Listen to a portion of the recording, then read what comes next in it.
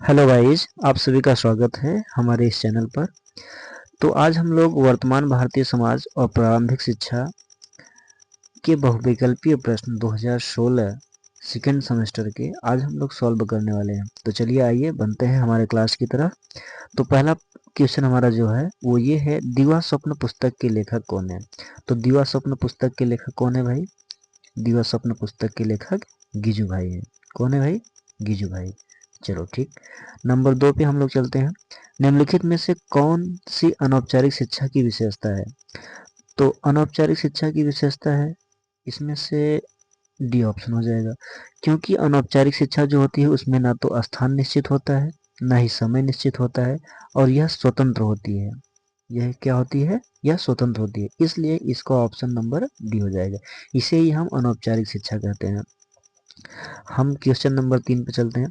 संविधान में किस भाषा को राजभाषा की दर्जा मिली है? तो संविधान में A option Hindi, B option Urdu, C option Angrezi, D option Farsi. तो संविधान में हिंदी भाषा को राजभाषा की दर्जा मिली है। क्वेश्चन नंबर 4, शिक्षा एक त्रिमुखी प्रक्रिया है, यह कथन किसका है? यह कथन किसका है? Option number A John Locke, B Rabindranath Tagore, C John Dewey, D Mahatma Gandhi. तो शिक्षा एक त्रिमुखी प्रक्रिया है, जिन्होंने दिया है वो दिया है जॉन डीवी ने। किसने दिया भाई? जॉन डीवी ने। नेक्स्ट क्वेश्चन पे हम लोग चलते हैं अपने क्वेश्चन नंबर 5वें पे। शिक्षा शब्द का शाब्दिक अर्थ है अंतर्निहित शक्तियों का विकास करना, बहुर बहिर्मुखी शक्तियों का विकास करना, शारीरिक विकास करना, उपयुक्त में से कोई नहीं।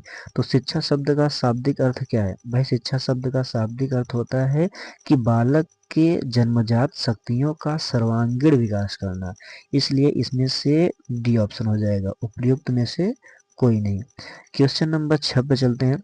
दूरवर्ती शिक्षा को कहते हैं, दूरवर्ती शिक्षा को कहते हैं पत्राचार शिक्षा, दूरस्थ शिक्षा, स्वतंत्र शिक्षा, या फिर उपयुक्त सभी। तो दूरवर्ती शिक्षा जो हमारी होती है वो इसमें से तीनों ऑप्शन सही होगा। इसका मतलब ऑप्शन नंबर डी। तो दूरवर्ती शिक्षा जो होती है वो पत्राचार शिक्षा भी होती है, दूरस्थ शिक्षा भी होती है, और स्वतंत्र शिक्षा भी होती है। रीजन ये है, जैसे दूरवर्ती अभी मैं आपको ऑनलाइन पढ़ा रहा हूँ, आप स्वतंत्र हो, जब आपका मन करे तब आप पढ़ सकते हो, और मैं आपसे बहुत दूर बैठा हूँ लेकिन फिर भी आप इसको पढ़ पा रहे हैं। और पत्राचार मैं कोई पब्लिश कर दूँ, कोई बुक पब्लिश कर दूँ, आप उसके माध्यम से पढ़ लीजिए, वो पत्राचार शिक्षा हो जाती है। इसलिए दूरवर्ती शिक्षा जो होती है वो पत्राचार शिक्षा भी होती है, दूरस्थ शिक्षा भी होती है, स्वतंत्र शिक्षा भी होती है। चलिए नेक्स्ट हम लोग चलते हैं क्वेश्चन नंबर अपने 7वें की तरफ। शिक्षण के 3 केंद्र बिंदु हैं। शिक्षण के कितने केंद्र बिंदु हैं? 3 केंद्र बिंदु हैं। कौन कौन से? तो भाई जो हमारे पास बताया गया है वो ये हैं हमारे, ऐसे आप पढ़े होंगे फर्स्ट सेमेस्टर में। तो जो हमारा पहला होता है वो होता है टीचर, और दूसरा जो हमारा होता है स्टूडेंट होता है, और तीसरा जो हमारा होता है वो सिलेबस होता है।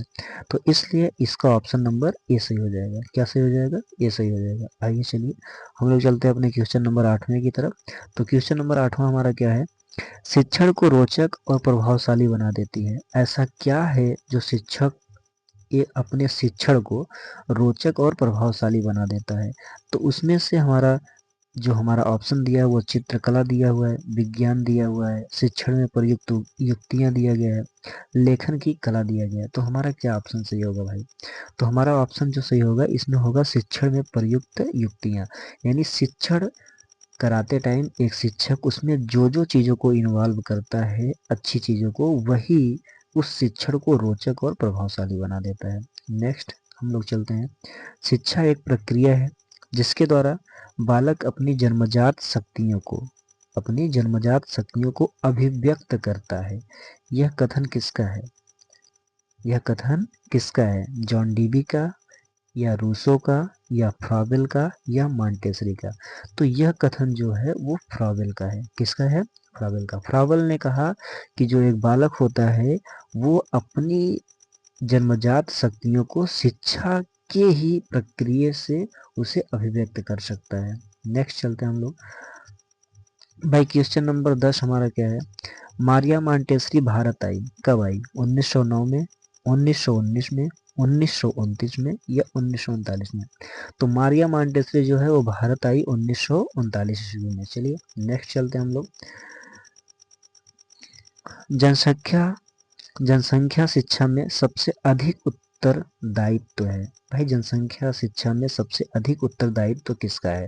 अभिभावकों का, या फिर समाज का, या फिर शिक्षकों का, या फिर राष्ट्र का? तो जनसंख्या शिक्षा में सबसे अधिक उत्तरदायित्व है शिक्षकों का। किसका है? शिक्षकों का। तो ऑप्शन नंबर सी हो जाएगा। और ये क्वेश्चन VIP वेरी इंपॉर्टेंट है, इसको आप लोग पढ़ के रखना, क्योंकि हो सकता है कि ये क्वेश्चन आपके पेपर में दोबारा से आ जाए। चलिए नेक्स्ट चलते हैं हम लोग। क्वेश्चन नंबर 12, शिक्षा के अधिकार का क्रियान्वयन का प्रमुख चुनौती है। शिक्षा के अधिकार के क्रियान्वयन की प्रमुख चुनौती कौन कौन सी है? प्रशिक्षित शिक्षकों का अभाव। बिल्कुल भाई, अभी क्या है, हमारे पास कुछ ऐसे शिक्षक हैं जिनमें प्रशिक्षण का अभाव है, जिस वजह से वो बच्चों को पढ़ा नहीं पा रहे हैं ठीक से।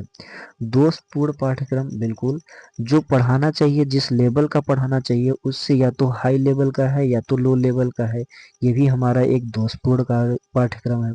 शासकीय उदासीनता, ये भी इम्पोर्टेंट बात है भाई, ये भी शिक्षा में अड़चन लाती है।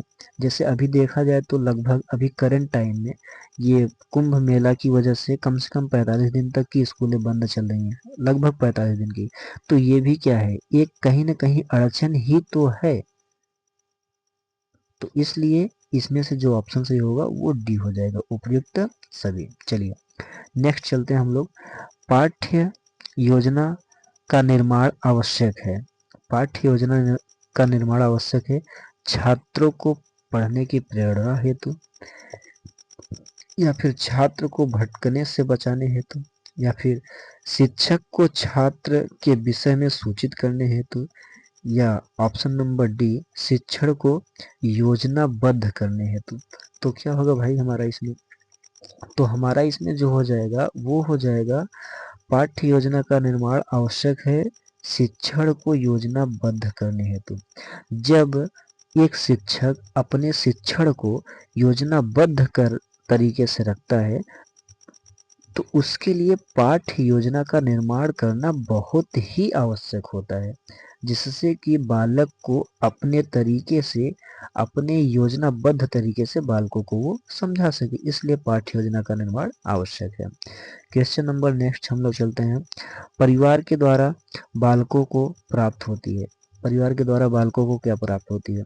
जीवन व्यवहार की शिक्षा, पारस्परिक सहयोग की शिक्षा, जीविकोपार्जन की शिक्षा, या फिर उपयुक्त सभी। तो भाई ये हो जाएगा उपयुक्त सभी, क्योंकि एक बालक अपने परिवार से ही जीवन व्यवहार की शिक्षा सीखता है, पारस्परिक सहयोग की शिक्षा सीखता है, एक दूसरे की कैसे सहयोग किया जाएगा, और जीविकोपार्जन की भी शिक्षा सीख ही लेता है। तो इसलिए हमारा ऑप्शन नंबर क्या हो जाएगा? डी, उपयुक्त सभी। नेक्स्ट हम लोग चलते हैं अपने क्वेश्चन नंबर 15 पे। तो हमारा क्वेश्चन नंबर 15 है, वैदिक कालीन यानी कि गुरुकुल शिक्षा किस जीवन दर्शन पर आधारित है? ऑप्शन नंबर ए प्रकृतिवाद, ऑप्शन नंबर बी आदर्शवाद, ऑप्शन नंबर सी समाजवाद, ऑप्शन नंबर डी व्यवहारवाद। तो ये क्वेश्चन आपके लिए है, ये आपका HW है, आप इसको कमेंट में करके बताइए कि इसका कौन सा आंसर सही होगा। तो अब क्या है भाई, धन्यवाद आपका हमारे इस चैनल पर बने रहने के लिए इतने टाइम तक। तो अब हम लोग क्या करेंगे कि इसी चैप्टर का, इट मीन्स इसी पेपर का हम लोग बहुविकल्पी प्रश्न 2017 वाला पार्ट नंबर 2 में देखेंगे। तो आप सभी लोग हमारे चैनल पर बने रहें, हमारे चैनल का सपोर्ट करें। आपका बहुत बहुत धन्यवाद।